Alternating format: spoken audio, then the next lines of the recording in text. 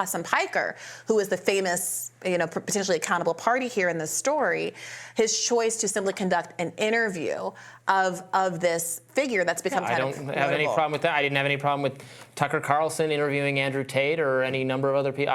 Journalists should do interviews, and then we can scrutinize how the interview was conducted.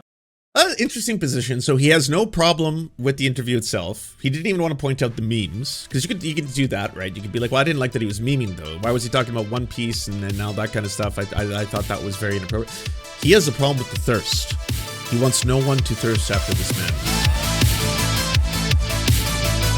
And on YouTube last November, Al-Haddad is one of the individuals who has visited the ship since the takeover. Al-Haddad was recently interviewed about his filming on the Houthi ship. I'm not gonna lie, Timothée Chalamet is a great name. It is a pretty phenomenal name. And his popularity on popular streamer Hasan Piker's show. Let's take a look. A vibe check, all right? I want to see where Rob's what he's feeling about this. Where does he position himself on this highly contentious debate? The discourse. Journalists should interview people, even very bad people. I don't have any problem with that. But the portraying him, and maybe that's not Hasan Piker doing that. It's, I don't know, Gen Z or something. The framing of him as the thirsting for him, I find that pretty gross. But people. What?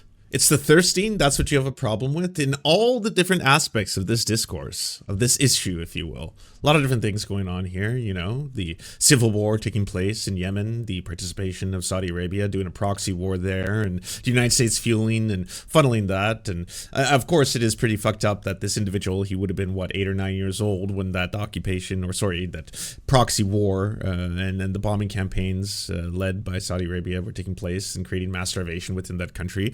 That certainly something you could bring up but it's the thirsting. Or is it the puns? Are the puns upsetting you? Yeah, the name Timothée Chalamet. Is that one? Can troubling? Do whatever they want. I mean, the Houthis have been criticized by Human Rights Watch for recruiting child soldiers. Their slogan, one of their slogans is, I believe, "Death to the Jews, a curse upon the Jews." So it is thirst true. after this guy if you want. You do you. I'm not going to glamorize. Oh, come on. I bet Robbie has a lot of problematic crushes. But come on, Robbie. I know you've got everyone has problematic crushes, okay? At one point or another. Someone just turn them away. Who's part of that movement and well, I think that's fine and legitimate, but I don't think that's what Hasan Piker was doing. So I'm not accusing him of that. Hasan Piker, who's actually cousins. You're not accusing him of thirsting over the person that he was talking to. Oh, okay, interesting. Well, it's good. It's good Hasan is able to do that. It's one of his only skills. With Cenk Uygur has one of, I was trying to see if he actually is the biggest, but he is one of the biggest Twitch streamers in the world. Back in 2020, for example, to give you a scale of this, he had 125,000 live viewers during the presidential debate that year. I mean, the platform was really enormous. And he is I think he's either a young millennial or an old Gen Zer. I think he's more like a young millennial. And has a huge audience in that cohort, who are the people on TikTok who have really uplifted this guy because they feel like the specific struggle that he's engaged in and supporting the blockade, a blockade to goods going to Israel specifically, is no different than, let's say, many of the sanctions that America through its. We do have to issue a small correction here. The boats, the merchant ships that are being stopped, they don't specifically contain armaments, weapons, bombs that were going to Israel, but they are protesting the purpose of stopping ships that are on their way there. They're saying they're doing that action, right, as part of their campaign. They are publicly stating is to try and end the genocide that is actively taking place within Gaza. Economic might is willing to impose on the rest of the world. In this case, because of the geographic reality of where Yemen is placed, these people have an ability to say, we are going to uphold the responsibilities set forth in the Genocide Convention and say, we're going to do what we can do to put pressure on Israel to stop the genocide. But I guess how is this different than fangirling over, like, Nick Fuentes or something? I mean, if you want to have a Well, I mean, does anyone do that? Yeah. what's that? The cat boy, maybe the cat boy, like that whole section of the internet. But no, absolutely not. Come on, Nick Fuentes. No one is thirsting after Nick Fuentes. We're trying to make a comparison one-to-one between these two individuals because, yes, there has been now, I would say, a large amount of evidence that has come forward to put out the fact that the TikTok star, the viral Houthi pirate, Tim Houthi Chalamet, as the internet is calling, has made anti-Semitic comments, remarks in his videos and has spoken of them. There's no question. There's no two ways to read if someone is asking someone else or trying to say as an insult that they are a son of a Jew. Yes, that is an insulting, racist trope to impart upon someone. The context of who this person is compared to who Nick Fuentes is. Nick Fuentes, an active neo-Nazi prominent within the United States. The other individual happens to be someone who's grown up under the civil war of Yemen and while being bombed in Yemen. Did anyone think that when you are being bombed under civil war, or you're growing up in a conflict zone, or you're growing up in a zone where the United States is directly funding a power that is bombing you on a regular basis, that you come out of those situations on the other end with incredibly progressive ideals and beliefs? Like, again, it's one of those situations where, hey, did you know that Palestinians, they're actually kind of bigoted? Yeah, Lance, you're bi, right? I see the lighting behind you. You have to be. You're not allowed to use those colors unless you are. So if you're bi, if you're a little bit gay, even a little bit, you have to know that apparently LGBTQ plus rights are not really big in Palestine. So do you agree? Do you agree with that? It's like, no, but I'm not here to impose LGBTQ plus rights on Palestinians as a non-Palestinian living in Canada. It's not my goal, but I can also oppose what is happening to Palestinians, occupation, apartheid, ethnic cleansing, genocide. I don't think that that should be allowed to pass as well, whether or not I suddenly believe that the people who I'm doing it can't just be for the progressives. You know, the people who have had the wondrous beauty of learning why a lot of the things I'm about to teach them are bad. I don't think that's a way to spread that. It doesn't seem to work out throughout human history to be able to make people believe these things, right? Like, I'm going to bomb the fuck out of you into becoming queer friendly. That's never gonna. That's what Israel is trying to do right now in the advertisings when they show like, hey, this is an IDF soldier who's also gay, by the way. He can't get married in Israel, but he is allowed to exist, unlike how he would be allowed to exist in Palestine, in the Gaza Strip. Look, this is the rainbow flag. We're colonizing with the rainbow flag. I don't want a rainbow colonization. I don't want rainbow imperialism. I don't want people to have to accept gays under the bullet or the gun. That's never going to work. You know, that it's a really fucked up backwards way of thinking of things. Yes, I don't want people to be anti-Semitic. I don't want people to spread conspiracy theories that can endanger Jewish people. I think Jewish people have every right to exist, and I think it's horrifying that anti-Semitic assholes exist in the world and are trying to oppress Jewish people, that they hate Jewish people simply for existing, or they try to hijack their religion to push their own weird Christian nationalist agendas. Fuck all those motherfuckers. Fuck every single one of them. I also don't want to force people, again, under the penalty of bombing or death, onto those beliefs. That's not how people suddenly become more woke. You can't shoot people into being woke. You can't shoot people into being progressive. You can't shoot people into not hating Native people. You can't do that. It's again, such a weird, fucked up thing. We need to stop fucking over these countries on huge scales. We need to stop creating, like Yemen, I know it was ignored all the time. Like, Americans never wanted to talk about Yemen. They never wanted to talk about the Houthis. Like, a lot of people are just learning about a lot of this stuff for the very first time.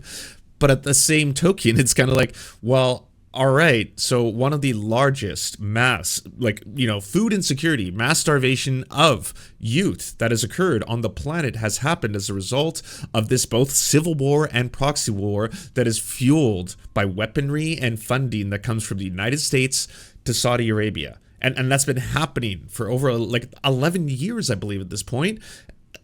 We never talk about this. We never mention this. In fact, it's complete silence, radio silence on all this. That is creating horrifying realities. We never speak or hear from anyone who is either from that side, who's living under either that civil war or that occupation or that proxy war, and what's happened to them, or what is happening to them, how they are being treated, or what it's like to grow up in that, what it's like to be 8 or 9 years old, and then as long as you've been from 8 or 9 years old existing in that country, it has been bombed, it has been depleted. There are war crime after war crime, a lot of them happening at the hands of, again, yes, the multiple international organizations, including the United Nations, including Amnesty International, have pointed towards how the US and Canada and France, we are complicit in some of the war crimes that are taking place in Yemen. That's our participation. These are, again, it's mass death and mass suffering on huge amounts and scales. And yet, I still can't believe I've been on this pause screen for this long.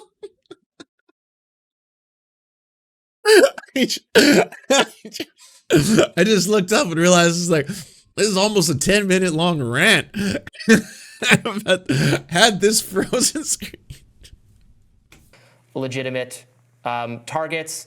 I would, even if you, which I don't think any of that, but if you did think all of that, it would still be weird to me to like, be like, isn't he cute? Someone who, again, slogan is death to the Jews, and I don't think it's very weird. His organization recruits child soldiers. I don't think it's very weird. One, because this individual has not said death to the Jews. That's not a part of this person's record. And moreover, the IDF soldiers are famous for posting thirst traps. There's articles dating back. Here's a Rolling Stone article from 2021 saying Israeli Defense Forces soldiers embrace thirst traps on TikTok. There have been any number it's been a massive thing for a videos while that have been circulated, posted by IDF soldiers, women in particular, gyrating, doing sexy dances in the middle of the country. Cat ears. Yeah. They're doing the whole aesthetic, the ooh and then the cat ears and the paws and the stuff. It's all a thing, you know. It's like genocide, nanny. All right, let's watch it. Suck, you beautiful bastards. Well, hold on. Before we get truly beautiful, we gotta scroll all the way to the big story. Here it is. All right, let's see it. This is a crossover I don't often see. Without a question. Is Hasan Piker platforming terrorism? That's what a chunk of the internet is. Whoa! Right out of the gates. Provide TLDR, in case this is the first video that you stumbled upon where I'm talking about it, is that they're a Yemeni rebel group. They recently attacked ships in the Red Sea in response to Israel's attacks on Gaza. And very notably, that has included US vessels. And so actually, as of this morning, Biden has redesignated the Houthis as terrorists, which is very big, as he previously removed them from that list. But this is the Houthi leaders have defended their actions, saying they're doing what they're doing to support the Palestinian people and you don't fuck with the bag is what the president is saying, okay? Just learn that. That's got to be the biggest lesson from all this. Again, if you happen to be a liberal, I don't see why you don't flex this shit. This shit, like, you could have fun with this. You could be like, yeah, Team America World Police, baby. You don't fuck with our shipping lines. No one fucks with our shipping lines. to pressure Israel and its allies to end the war. And so all of that bringing us to Tim Houthi, who you might actually recognize from his viral videos like this one, with one person sharing it on Twitter with a caption, Yemeni pirates posting casual TikToks while the entire Western Imperial Corps having a meltdown about their blockade on their ships is the funniest shit of 2024. There's too many worlds colliding here. You know, we've got Zoomers bumping into millennials, bumping into boomers who are now bumping into even some alphas who are just like, what's happening? The whole world is advice actually doing a piece going wild. By him is Rashid Al-Haddad, noting that in that clip, he's on the Galaxy Leader, which is a cargo ship seized last year by the Houthis. But they also said that there's no clear evidence that he was actually part of the raid that captured the ship, but he did post photos of him in gear and carrying weapons, so people online have called him a pirate. And yesterday, political commentator Hasan... Wait, does that mean he could have been doing it for the gram? He could have been doing it just to flex? Like, he may not have actually been part of the team of people who actually, like, were taking over the vessels, but then afterwards he was like, oh, wait, can I come on? And then he was like, no, I just want to gram it. Just want to get for that social media clout, you know? Piker actually interviewed him on his stream, saying in a later post, I interviewed the Yemeni, quote, pirate yesterday, and all he cares about is freeing Palestine. Turns out he's not part of any militancy, according to him, and is 19. Spent most of his life being bombed, says he welcomes all who defend Palestine no matter their background. And right off the bat, with the way that Hasan started the interview, you had people accusing him of trying to baby girlify a terrorist. Because Hasan asks him if he's seen the anime One Piece, and then actually comparing the Houthis to the show's main character. We think the Houthis, Ansar Allah, is doing what Luffy would do. Still can't believe this all happened. What is 2024? I tell you, it's a strange time. So asking if he's part of a militancy or just a TikToker, which he said through his interpreter. His answer is a Yemeni who stands with Palestine. Hasan then asking him what compelled him to actually go on the ships, as well as other questions about news coverage about the situation and motivations behind it. Says he likes adventures and he is a big supporter of Palestine. He's just reiterating that the cause is to cause disruption to the shipments that Americans have interest in until they stop bombing Gaza, and that if they weren't affected by it, then they wouldn't retaliate on Yemen. And in this, there are also other bits unrelated to the conflict, or things like what is life like in Yemen, what other TV shows that he watches, stuff like that. And so with all this, depending on where you went online, you had people having drastically different reactions. Well, why doesn't anyone talk about the fact that Hasan is doing free promotions for Netflix? That's also some fucked up shit. No one's brought this up. No one's approached this angle. You know, is he getting a cut? I don't know. He's definitely getting me interested in this show. I had no interest in watching the live action. Like, now I have to see it. I have to know more. I want to know the background of all this shit. There was a lot of backlash, people saying Hasan was platforming a terrorist, people honing in on that whole One Piece comparison, saying that's brain rot. It's actually one of the most viral reactions to that being from political commentator Destiny. Dude, we think the Houthis, Ansar Allah, is doing what Luffy would do. You should tell him that. God, he's so cringe. He's like such a cringe loser. I would pay we'd raise $1 million to send this dude to go fight in Yemen, and then all of us would volunteer for the Navy. Holy shit.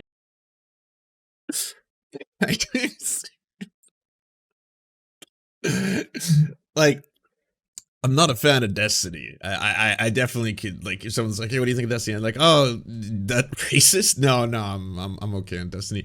But it would never get to the point where I'm like, yeah, I just really fucking hope that Destiny goes and joins a foreign army, and then I can join my own country's army, then I can go hunt them, and then my community can hunt them too, and then every fucking one of us can go hunt them in the 7th sea.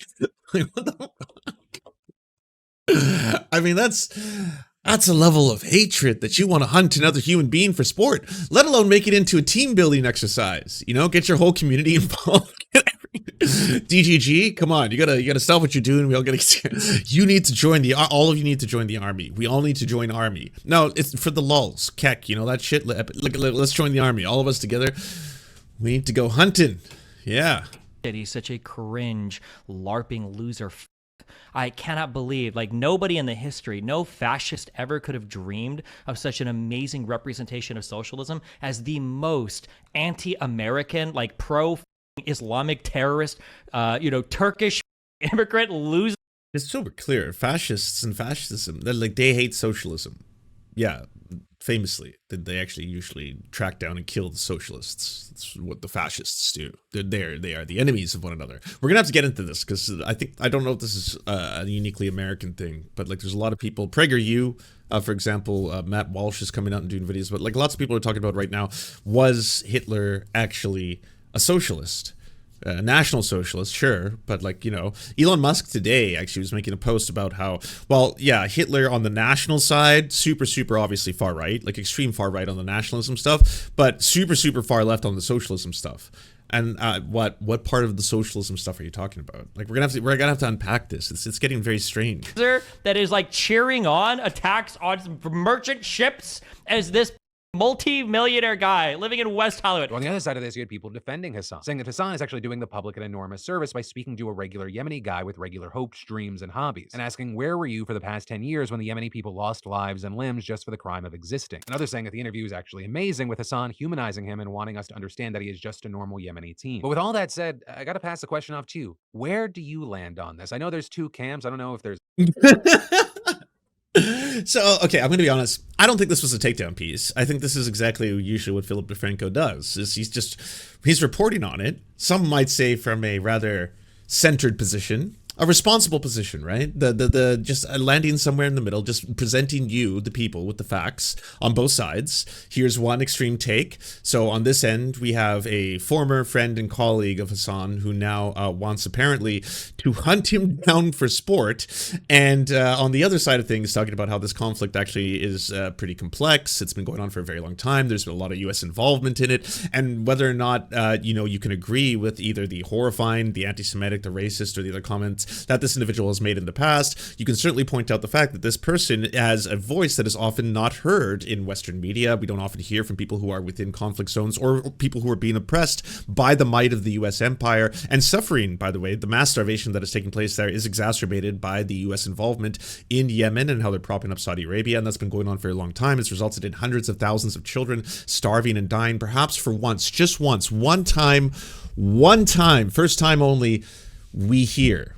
Like just we listen for a little bit and we listen to what it's like for someone who may have been 8 or 9 years old to have grown up their entire, like, you know, teenage into adult life, what it is like to be that human being in that situation, because we've never heard it before. That's the other side. So we got the two, and now I want to know what you think at home. But let me know in the comments, sound off, like, subscribe, and we'll move on from there. It's, I guess, kind of interesting. I mean, not a bad thing. I got to be honest, memes aside, that this is now part of internet culture discourse. I don't think, you know, maybe like 8 years ago, you would have seen Philip DeFranco'ed talking about how, you know, so the Houthi rebels, they're basically like a rebel group within the Yemeni borders, and there are a lot of different factions that are at play here. We got to give you a quick background as to why there's involvement both by Saudi Arabia and the United States, how long they've been participating in this, how this eventually is seen to basically on one side prop up in the midst of a very violent and horrifying civil war. Like, you wouldn't hear that kind of a thing going down. So there's that. A third where you're landing somewhere in between. What do you think about the platforming and interview? What do you think about the reactions? What do you think about any and all of it, and why? Let me know in those comments down below. And then there's even more news that we got to talk about today, but I got to take a second to pay some bills. Because let's face it, after all the holiday indulgence, traveling, maybe not sticking to your routine, it might be time to get back on track. And your gut health is so important, especially when My gut. You know what my gut tells me? We should take a quick sec, just like a moment here, just to think about something. The United States, it's pretty wild if you think about the U.S. and their sheer might. And this one is, I guess, maybe for like the war hawks, the neoliberals, and then people who actually really, really adore the military-industrial complex, or they have money in the military-industrial complex. This one's for you. It's actually kind of impressive. If you scale back, you POV, you take a little step back and you recognize that the United States, they're so fucking powerful. They're so mighty. Their military, the amount of money they put into their military, it's so incredibly high, so vast, that they can have the most powerful military in the world. They can have over 800 military bases globally. They can dominate the globe. They are the empire of empires. They are the winner, you know, the hegemonic ruler of the planet. And they spend so much money on their military that the next nearest country that even comes close doesn't even come within a fraction. It's like, what, close to $1 trillion in the United States on the military budget, and then China is next at what, like 350 billion, coming up slowly, right? It's catching up for sure, but that's still a long and far second place. And the US puts so much money into its military apparatus that it can also, with complete authority and safety, afford to also be the world's largest arms dealer. Like, it's got such a powerful, big swinging clitoris, the world's the most powerful of all time, that it can safely say that we're not only the hegemonic superpower, the empire, no one fucks with us, you don't fuck with the might of the US, that we're also the world's biggest arms dealer. Yeah, because we don't give a fuck. Yeah, we can sell other countries the very bombs that could be used against us. They could, in theory, but they won't. Because you won't fucks with us, all right? And we got a whole bunch of little baby testicles. All these little teeny testicles on a pendulum. They go by the names of like Canada, Australia, France. They're just kind of going back and forth, and they help prop up this entire network. And then they're like, yeah, we enjoy the safety and security that the United States provides for us, and we're willing to do some fucked up shit. Like, what's that? You want us to go after Libya, but Libya's never done anything to us. Oh, well, yeah, Gaddafi is a bad person. You're right. I'm not here to say he's a good person. He's a bad person. But all the testicles suddenly unite, and it's like, and then they all combine forces, and they're like, yes, we have a strategic alliance here to be able to make sure that we